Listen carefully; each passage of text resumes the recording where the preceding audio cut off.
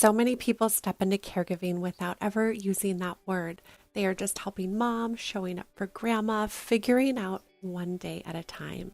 And yet, inside those ordinary moments are some of the most profound questions of our lives about identity, dignity, sacrifice, grief, purpose, and what it means to really be there for someone that we love. Today, my guest is Chris Punsalan, content creator, former full-time caregiver for his grandmother, and now the creative director at TenderCare, a company building resources and support for families navigating care. Chris first built an online community through music and production, but it was his honest sharing during those final years of caring for his grandmother that reached millions of people. Through his storytelling, people found more than content. They found comfort, they found language for what they were living, they found a reminder that they were not the only ones carrying something heavy. In this conversation, Chris and I talk about what it means to become a caregiver before you even know that that's what you are, how sharing our stories can become an outlet and a lifeline, and why authenticity matters so deeply in a world that can feel noisy and hard to trust. We talk about how to support caregivers in practical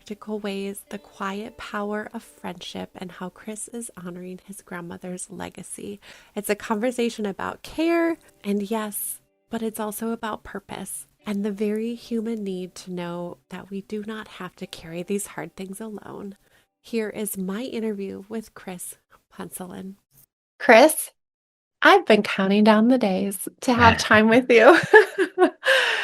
So I'm super pumped about this. And before we got started, you were such a help in helping me figure out the audio and podcast stuff. So thank you. It's so fun to be here with you. And I just so appreciate your time. I appreciate you. Thank you so much, Nicole. I also off for the audience. I have been giving Nicole the runaround. She reached out to me a while ago wanting to do the podcast, but the strongest lesson in all of this is continue to follow up with people because people forget. Yeah. Sometimes you think that people are leaving you on red or they're just not responding because they don't want to. Most of the time, people just forget. There's a lot going on in everyone's life, and the lesson in all of this is just to keep asking. Yeah, perseverance. I Yeah. agree. I agree. And I have those same moments in my life where I'm like, oh my gosh, I didn't follow up about this. And I've just learned in life too, like I just assume goodwill, right? People have Mhm. so many things happening. We just never know. And between, right, like inboxes for you, it's DMs and I'm sure comments and email, and now you've added LinkedIn, right? It's like how keeping up with all of it. Yeah, it can be a lot. So I'm thankful for sure. Yeah. Yeah, it's amazing. Yeah, the comment, like there's no shortage of comments or DMs or messages or emails. And my wish is that I could clone myself 100 times over to talk to every single person that reaches out. Unfortunately, I haven't figured out a way to do that. But yeah, that's why perseverance is the key in figuring out success here. Oh, so Yeah. true. So true. So let's say if someone found you through YouTube, Instagram, which is more than likely where they found you, and they see clips and they hear you share and see all of those moments. But before all of that, I want you to talk a little bit about your grandmother, like who she was to you, who you were to her. Yeah, my grandmother was she was the best teacher anybody could ask for. She was a public school teacher in the Philippines for over 20 years, and she raised me, and Mm. she never lost her teaching spirit. Everything was a lesson. And as a young kid growing up with a grandmother who's always teaching you lessons, that's the last thing that you want.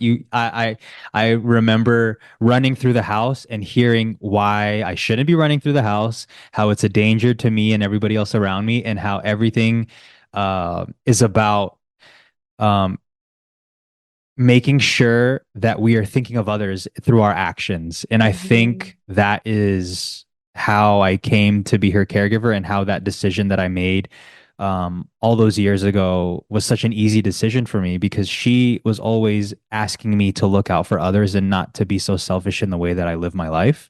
Wow. And she just woke up one day while I was a senior in college, and she was no longer able to get out of bed. I think she succumbed to the arthritis and the Mhm. osteoporosis, and she just couldn't use her joints anymore. And Mhm. my family had to make a decision. Are we going to take grandma to a facility, or are we going to hire a full-time caregiver? And I had no opportunities lined up in front of me. And I was like, it's a no-brainer that I'm going to do this. I would not Yeah. want to put that burden on my family. And we are in such a blessed position for me to be able to do that because I know that's not the situation for everyone.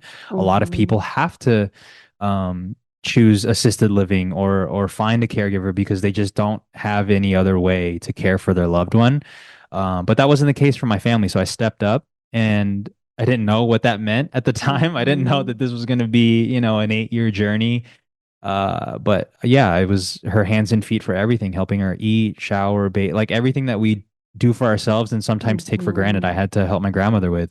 Mhm. And, I documented what life was like as a caregiver, and a couple people seemed to really enjoy that. And here I am now. She passed away in January of 2024, and now I am stepping into advocacy for caregivers because I know what that life is like emotionally, physically, spirit, like all the things you can experience as a caregiver. I feel like I went through, Yeah. and I feel like it's my mission now to make sure that other caregivers don't have to struggle in the way that we did, and they have the proper tools to navigate caregiving because everybody will experience caregiving in some capacity at some point in Mhm. their life. I truly believe that. It doesn't matter how much money you make, it doesn't matter what your status is, what your responsibilities are in this world.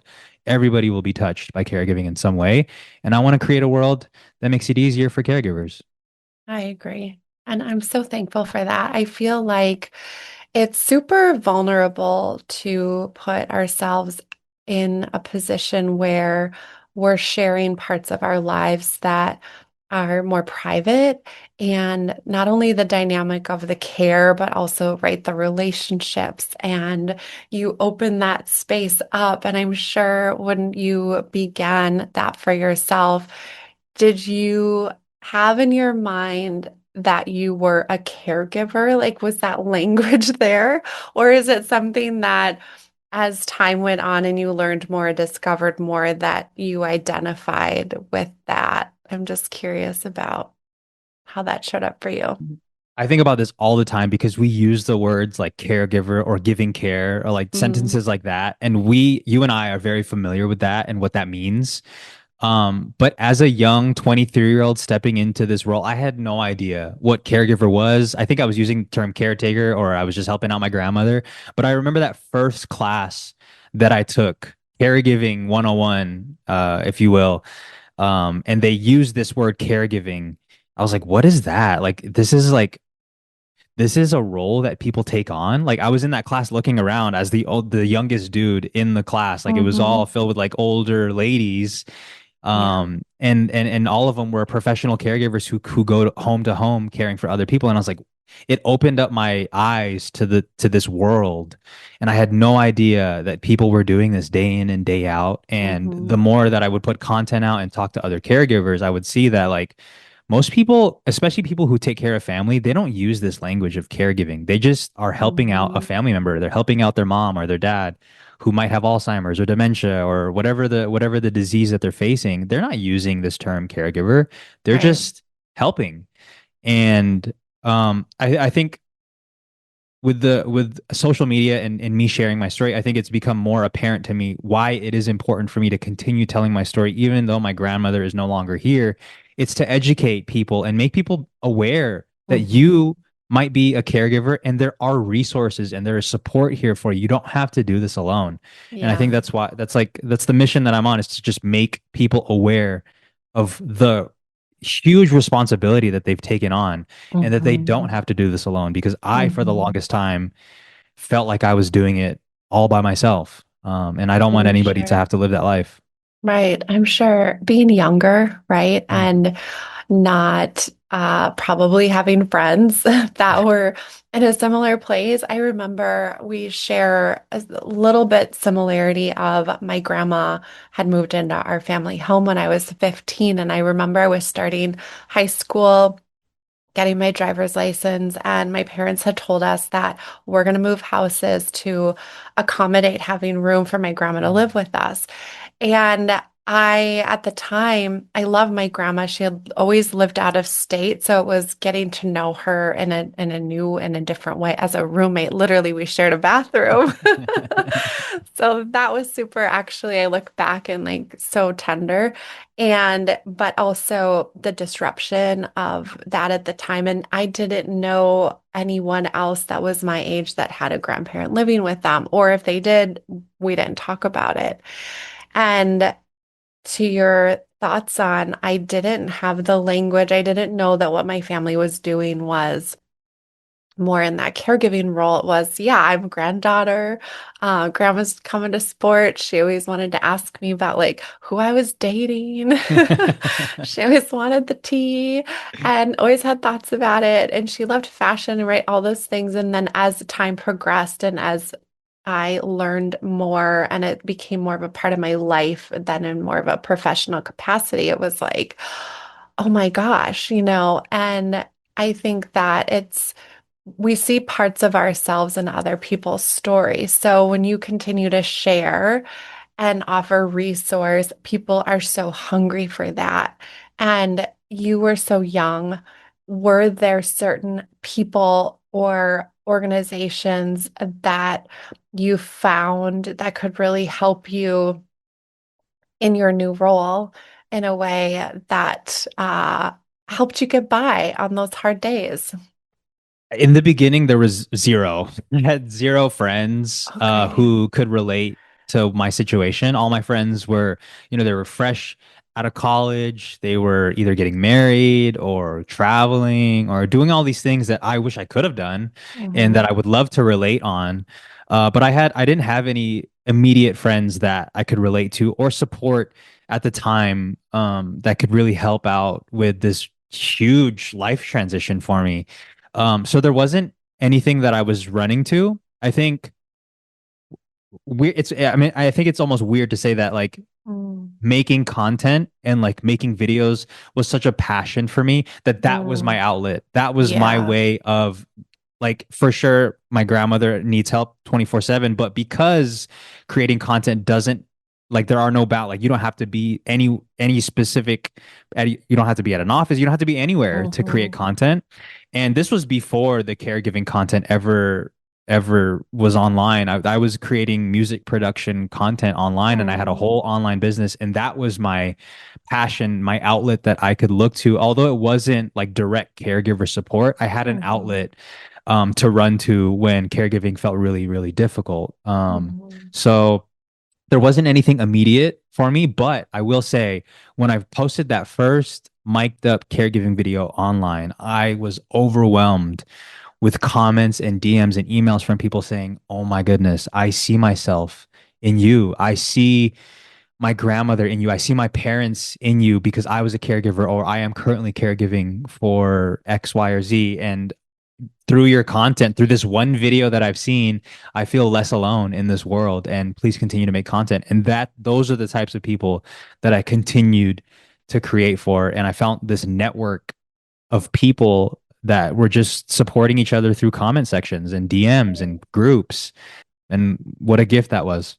Truly, truly. The idea of sharing content or story, right? And like showing up with a camera through storytelling. I think that it's not only therapeutic for the person watching, I think internally it's therapeutic from a place of it's almost this like living, breathing, what would you describe? Like photojournal or Yeah, like exactly. That's film exactly what it journal? is. Yeah. It's like, here, I'm going to take you through, and you can see how I can go back and look at videos or pictures of my life and be like, oh, I remember what I Mhm. was feeling at that time, or what I felt during that picture when that was taken. And I think that it's so important to be able to have like the reflection and the ability to look back, right, in those moments. And a lot of caregivers feel really seen, right? When they see you share and they see you speak, and you do have this way of relating to people even though it's through a camera, and you're sharing, it feels pretty intimate. Like you're talking to that one person, and there's like a softness in your voice. And I think that having the opportunity for people to recognize themselves in that. And what is your hope for people that they pull from when you share? Um, what do you think people will recognize within themselves, or you hope that they will? I really hope that people take away that it sounds so simple. You can do it also. And Hmm. if you look at my journey, if you think about my story, a young 23-year-old male, I don't fit any of the boxes of a typical caregiver. Right. Which is what it makes it so awesome that you're here. We need I, that. I don't check any of the boxes. I don't fit the profile of the typical caregiver, and yet I was able to do it. And there were so many things at the beginning of my caregiving journey that were so uncomfortable because I had to help Hmm. my grandmother with intimate tasks that I was never Hmm. taught to do. Hmm. That this Hmm. is the woman's role, like this is the woman's Hmm. responsibility. I mean, even in my own family, Hmm. like my grandmother had, she has five children, two of them are women, and they were the ones who were doing the intimate tasks, and now that was bestowed upon me to do on a Right. day-to-day basis. I was so uncomfortable at the beginning, but I want Mm. people to take away that no matter the circumstance that you're in, because caregiving looks different for everybody, that you Hmm. can, despite how difficult it is, you can do it too. And Hmm. I hope that people can see the young Chris who was caring for his grandmother, who was able to sustain it for 8 long years and give my Hmm. grandmother the best last chapter of her life, that they can do the same also in their home, Mm. regardless of the circumstance. I Yeah. truly believe that. Yeah. Wow. What a beautiful message. And there are, you came into this space before a lot of the caregiving community came into the online space, which is so cool to see, right? The growth and momentum. And if someone were to have asked me, like, even, I don't know, 5 years ago, 3 years ago, this community is going to be some of your dearest friends in life. I'd have been like, what? Well, it's just like so amazing to feel like that there's passion in the like advocacy together, the sharing of the resource. There's a level of openness and vulnerability and trust, right? That when you're aligned and like truly wanting to help people, and give back and love on people in that way, what can happen, right? And that community, right? You finding TenderCare, I should say, Shauna finding finding you, and then the ability to amplify that even more. It really is how putting yourself in that public conversation really shifted the trajectory of your life? I mean, not only, actually, no, it was first committing to wanting to care for your grandmother. That was that like first moment, and then share publicly. And so when people are now you have this ability to make such a giant impact. Was there a time when it kind of shifted from you for you of I'm going to be sharing this is therapeutic in many different levels to now now what do I do with that presence that I have for good? Yeah. Well, I will say I've been creating content online since 2014. So Hmm. the transition from talking about music to then talking about my life as a caregiver, it was a seamless transition. It was like, Mm. I mean, this is what I enjoy doing. This is what I love to do. This is what I obsess about. I love creating memories and videos, especially videos that I know can help so many different people. And I think this Hmm. comes a lot from my grandmother. Like she was a teacher and Yeah. she just had a passion for teaching and helping people, and I think that this is Hmm. where I get it from. So the transition from music to caregiving and then caregiving to now post caregiving, um it has all felt very natural. And at times the responsibility for this platform that I've built, it feels heavy because Hmm. I have to be extremely responsible online. And I'm no longer a young 23-year-old, but there's still parts of me that have to Mm-hmm. remind myself that uh, as as much as I hate putting myself in a pedestal, like there are a Mm-hmm. lot of people who watch me, and I have to be really responsible with that. I have to be a good Yeah. steward of this blessing that has been given to me. And I think Mm-hmm. about that often. I don't want to fumble this, and I don't Mm-hmm. like I'm not in this for the money. I'm not in this for notoriety. I genuinely just want to be here, to be a resource and a light for people. And I Yeah. want to be the best manager of this. And that's the way that I think about this. I want to Mm-hmm. be a proper steward of of this gift that I've been given. Mm-hmm. And at times it feels heavy. Mm-hmm. I'm not gonna lie, but Yeah. I can't see myself doing anything else. I didn't ask for this. This is not what was on my dream, on my bucket list. If you asked me, like in 2014 when I first started creating content, this was Mm-hmm. not on my list of dreams. But I could not see myself doing anything else other than what I'm doing now. It's meant to be. And Yeah. I feel like there is life takes us in paths, and then you have those moments where you're like, I'm exactly where I'm supposed to be. I Mm. was in a leadership retreat actually last week, and we were talking about ikigai. And Mm. I feel that like looking at your work, and I know we don't know each other super well yet, but there is like when you do what you love, when it's your gift, when it's your purpose, and you can also sustain yourself within that, right? And when it all comes together, that you're in your ikigai and that comes through, I believe that, I always think we wonder being in spaces like, what does the outside world think of? Or like perception, right? Mm. You just don't know. And I'll share, like, I think, your heart does shine through in that and your ability to build trust. And I think, with caregiving, you talked about it being heavy. A lot of people are going through heavy things. And also we want to find the joy in that and, not be Pollyanna about it and dismiss the hard stuff, but acknowledge it. For you, have you found, the delicate balance of those different emotions? Is there a way that you kind of frame for yourself how to manage sharing about hard, heavy stuff, but then also, right, hope? Um, Yeah. positivity in ways that we can pull from.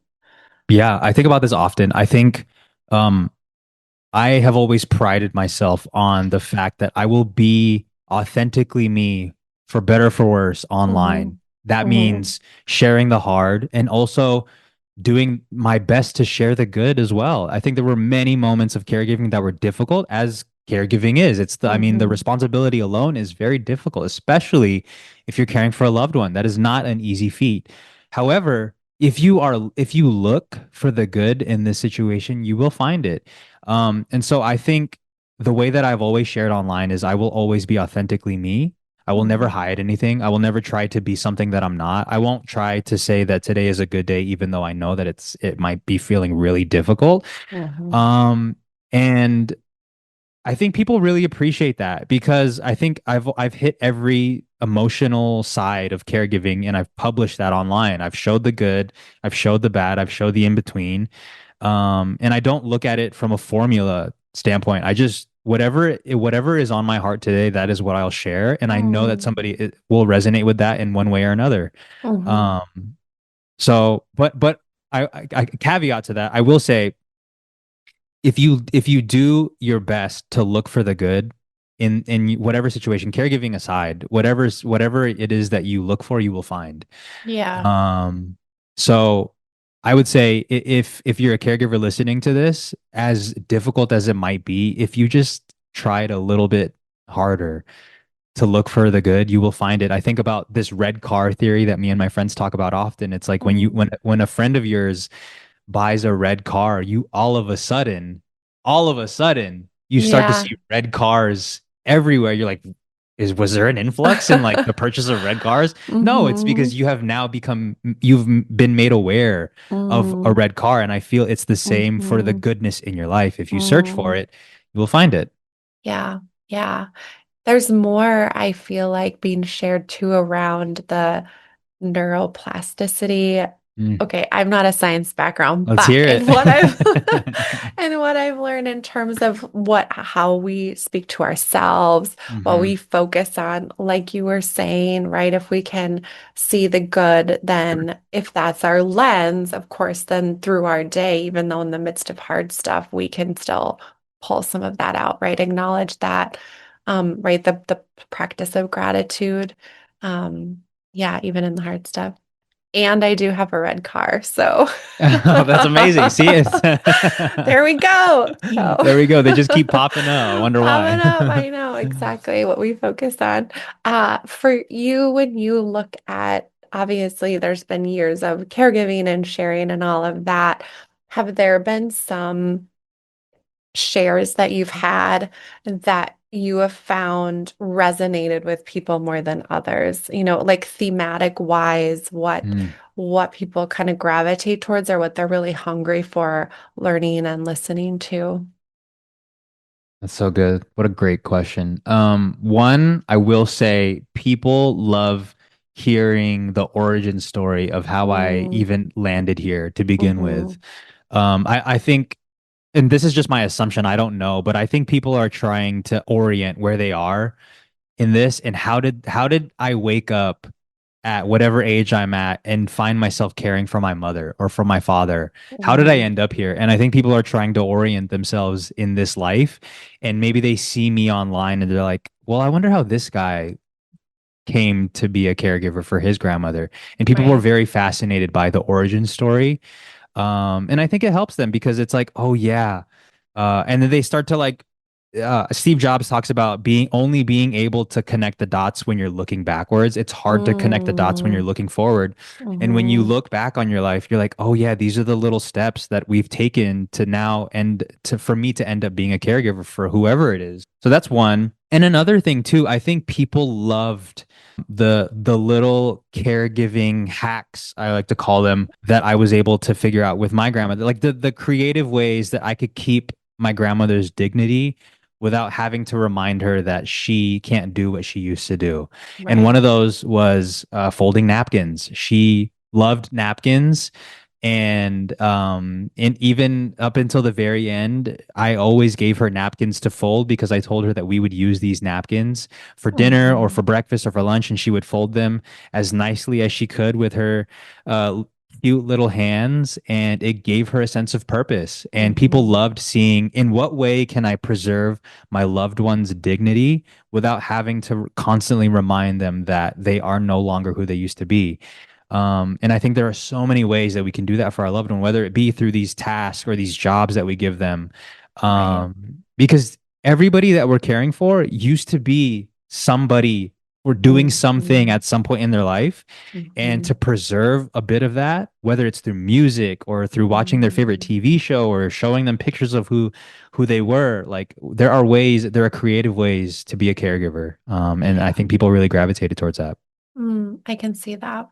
I can see that. And just the acknowledgement of that this is what we still need to do and engage with our loved one in this way, right? I think it's sometimes we can be so focused on a task or Mhm. getting food cooked or whatnot, but to really take the time to say, okay, this is the rich gifts that my person has, and how can I continue to be a vessel of maintaining that, right? When they're not able to maybe initiate on their own. So I appreciate you mentioning that. I can see why they were popular shares for you. You're really intentional about who you partner with and the why.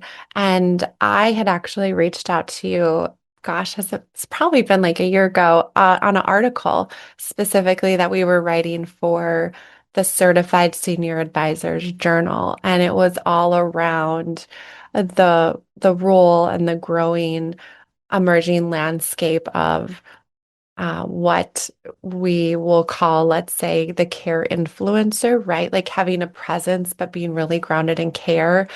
And the goal of that article was to really say organizations, senior living, they're really missing opportunities to share about their work or their initiatives and not paying and hiring family caregivers with lived experience, right? Mm. It was this whole idea of like, can we shift the culture and the mindset around the importance of um, aligning that. Like if we're a company that's created a product to serve caregivers, but nowhere in our organization is any voice of a caregiver, right? It's just we're missing the mark. And so all that to say, just giving backstory for the article, I loved your position and your thoughts around that and having alignment with organizations. So I want to hear from you,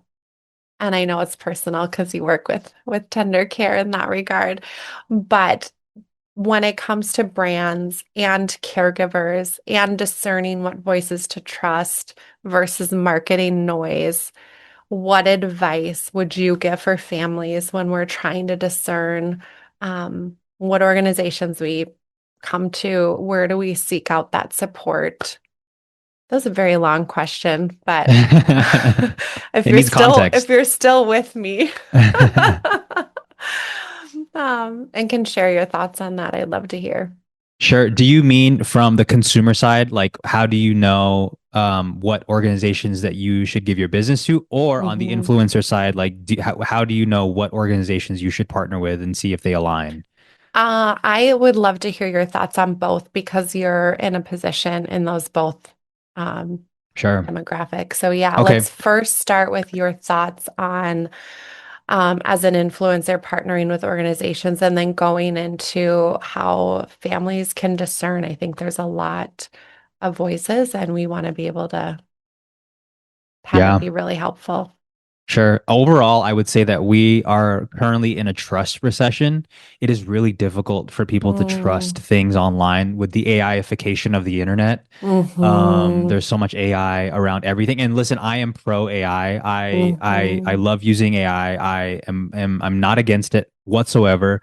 However, I will say the implications of AI has now uh, brought us into a trust recession. We have a hard time trusting whether or not this is real. So my thing with working with companies, I've been working with different companies for a long time.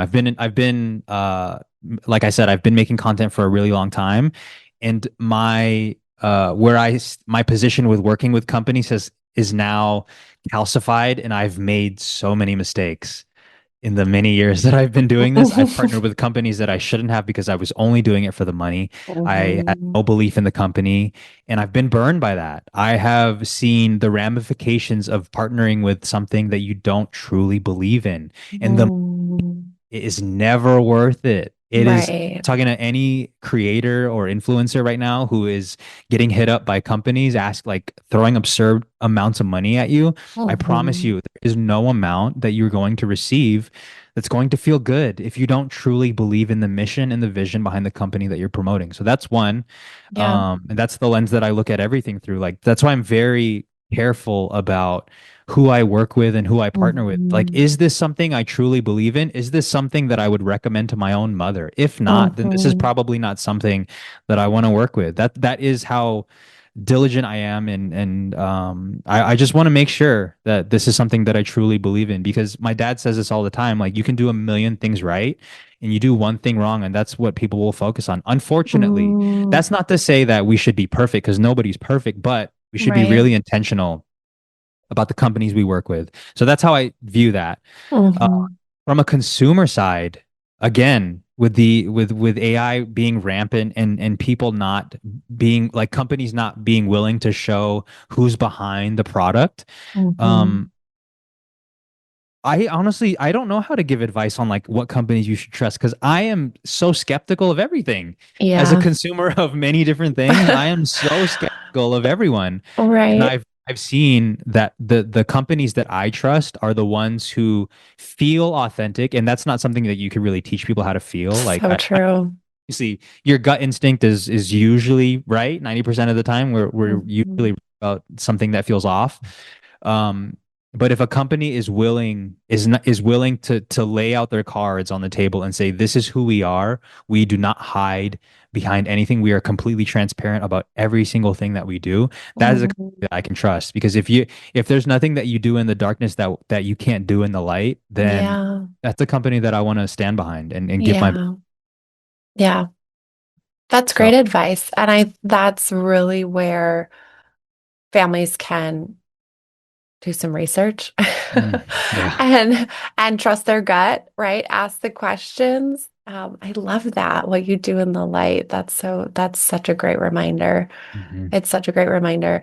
And I do believe what I would love to see for organizations and senior living is to have created positions of whether it's like family caregiving advocacy Hmm. or to be, uh, I think a lot of people are hungry for the personal connection, right? And so we want to make sure that we're interacting with a human, not just Yes. a bot voice or whatnot. Hmm. So I think that there's a lot to be said there. I think some are moving in that direction. I think some industries or organizations more than others. So I'm hopeful. Just keep talking about it, and hopefully that change will come for sure. And the challenge, right? The call to here's what we're looking for. Here's what we really want. And I know with a lot of the work that you guys are doing that is such a big part of it is having those uh faces and Mm. conversations, and this is people and lives and feelings, and we can talk through that and offer guidance and support and all of that. Do you feel like in the caregiving aging space, do you think it's evolving fast enough to meet the needs of families today? Absolutely Or not. no? No, I don't think so at all. I think there are so many families every single day that step into this role. I mean, we talked about it earlier. They don't even know they're stepping Mhm. into this role Mhm. and they need support, but they don't know what they don't know. So if they don't know that they're a caregiver, how can they ever look for support? And I don't know if we're evolving at a rate that can support the demand. Um, and yeah, I think about this often because, I Yeah. get hit up by people all the time saying like, "Hey, I just got this diagnosis and it really sucks and I don't know what to do."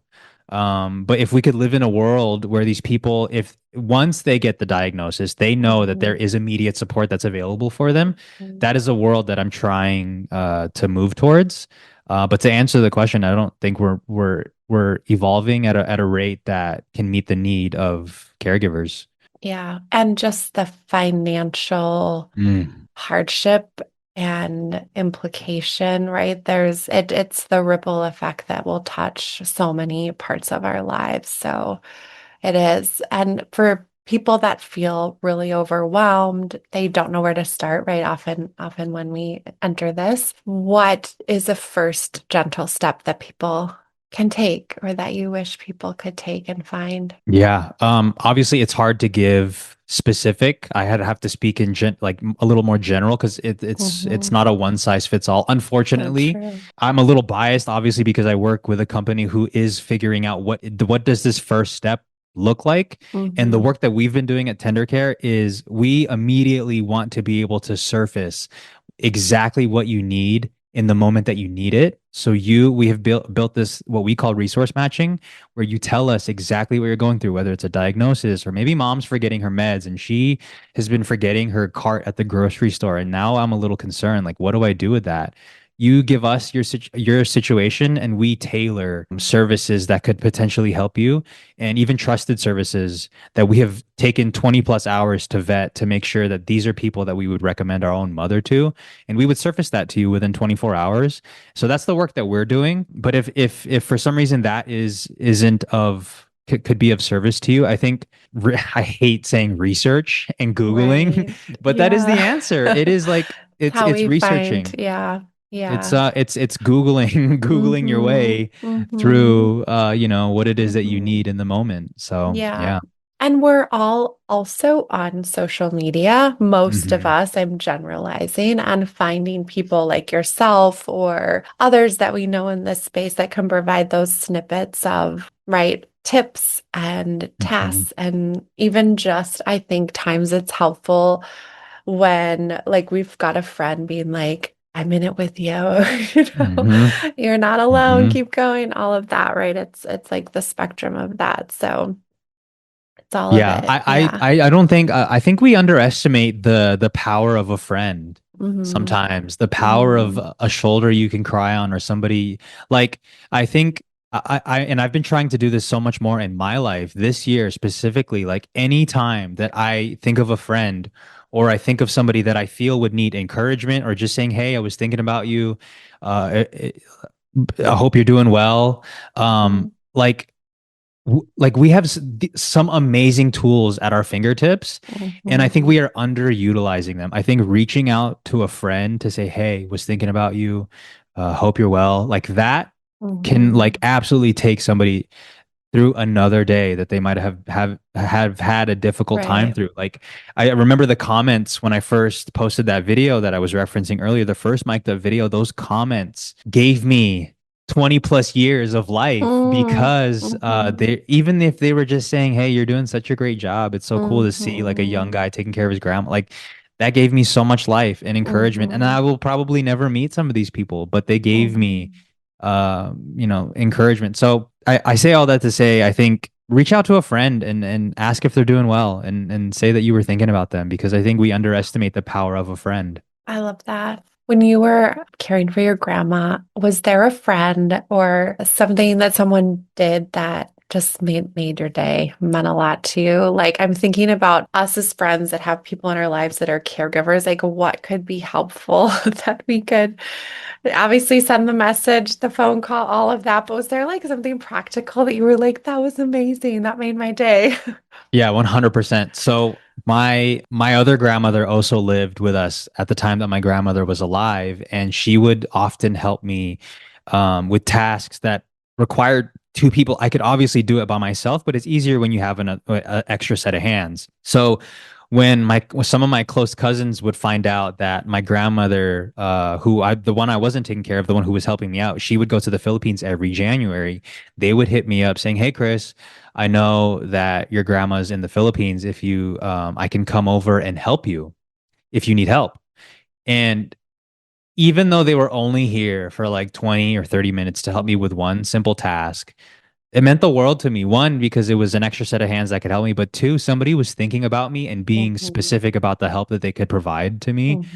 Mhm. So if I could give any encouragement to a friend who knows a caregiver, if you just say, "Hey, I'm available from this time to this time, would love to come over and help," or just be a friend to you in a time that you might need it, or I could bring you Yeah. some lunch, or I would love to take you for dinner, or I'd love to help out if you want to step out for a couple seconds. Like I'd love to come over and help you out. I think that would be so welcomed by Mhm. many caregivers listening to this. Mhm. As a friend just saying like, "Hey, I would love to come over for like a couple hours and help you out." Yeah. Yeah. Even I had times where I had to do something or run an errand, and it made it so much more enjoyable, like just having someone with you, right? I'm like, okay, the Hmm. grocery store wasn't that bad. Or folding laundry was a little more enjoyable. Just like that side by side, I think yeah, such a great reminder in that. And as you're sharing about your work and your grandma, my question for you is, how do you hope it honors her legacy? And before you answer, I want to share the correlation I see. And you talk about her being such a great teacher. And I know now, as you are teaching the world, literally, all of these wonderful things that you've learned, that's definitely honoring her legacy. In addition to that, is there uh, any other things that you think about honoring her in that way? Yeah, my grandmother loved her family until the end, although she would forget many things. She never forgot her love for her family. She thought about her siblings back home in the Philippines who weren't able to come to the US almost every day. She was always asking how they were, making sure they had enough money, making sure they had food, making sure they were taken care of. And I think that's where my love for my family has come from. And now, as a newly married man, Mm, taking care of a family and hoping to start my own family, mhm, I hope that through me really holding down the fort for my family mhm, and taking care of them and making sure that they have what they need and being of service to my family is something that I think would honor my grandma's legacy because she mhm. as a even from a young as a young kid she would always tell me to never forget my family, that they are your rock and that um and just to keep them close. And I hope that through me doing that, that is honoring her legacy and the things that she taught me, whether I Mm, knew she was teaching me or not. She was just live. She was a living example of how to be. And I will. I hope to never take that for granted. yeah. What a gift. Such a gift. Yeah. And congratulations on that's exciting. Oh my gosh. It's a whole new adventure for sure. Yeah, for Yeah, it's sure. exciting. I want you to share more where people can learn more about your work or find what you're up to. And then you have a book coming out. Is that correct? If you want to I tell us do. about that. Okay. Sure. Yeah. If you would like to see, I guess, the work that I do online, you could just search Chris Punsalan. Even if you spell it wrong, it'll probably come up. Or even if you search Chris and Grandma, like that is something that people love to Google all the time, which is really fun. But the work that I do now, I am the creative director for TenderCare, and I'm helping tell that story. I remember talking to Shauna, the CEO, earlier this year before I became an official employee of TenderCare. I was like, you guys are doing such incredible work behind the Oh, scenes by creating these free tools. But what good is all of this work if nobody knows that you're doing it? Nobody knows that you guys are behind the scenes making all these incredible things. And wow. so that's where I come in and wanting to tell the story and shine a light on the most humble people and the most hardworking people who are trying to build a better Mhm. world for caregivers. And I'm just here to help tell that story along the way. And yes, I'm working on a book. I wish I had a release date. Coming soon. I guess I really hate Yeah. coming soon. I'm allergic to coming soon because I only like talking about things when I know when they're coming out. But yeah, it's been such a process to work on a book. For those who have written a book, you know Mhm. the pain of writing Mm, and the revisions, and this is such a different world from creating content because if I have an idea tomorrow I can put it out tomorrow, but if I have an right. idea for a book it's going to take a little bit longer. Yeah. um but yeah, it's just it's my, I guess, gift to the world and all the lessons that I learned as a caregiver and things that I feel every caregiver should be equipped with going into caregiving or thinking about caregiving, when that time comes, to have the proper tools to be the best caregiver they can for their person. So I'm Mm. excited for the book to come out. We'll anxiously await that and then share once it's live. That's a big celebration because you know how much time, and I don't Yeah. know, but I can imagine how much time and effort. I've not written a book, but yeah, it's definitely dedication and grit to see that through for sure. And Shauna and I recorded a podcast a little bit ago, and to tell you how pumped I am that you get to work together. She is such an incredible human. Like the immense care I feel for her and just how she is so authentically herself too. So, Mm. um, that you're like highlighting their story and being able to do that together is just so, so cool. So our podcast isn't out yet either, but I'm excited. Yeah, I'm excited to share that. So thank you so much. Thank you for talking. And this was so fun for me because it was like our first real conversation. So I love that. I love it. Yeah, thank you so much Yeah, for having me. And thank again, you. to circle back to the first point, be Perseverance will get you Yeah. will get you all the things. So yeah. Yeah, in many ways, in many Yeah. ways. Thank you so much. Thanks, Nicole. Thank you for listening today. If you enjoyed our episode, please subscribe and give us 5 stars. In all honesty, we'd love to hear from you. Thank you so much for listening to our episode.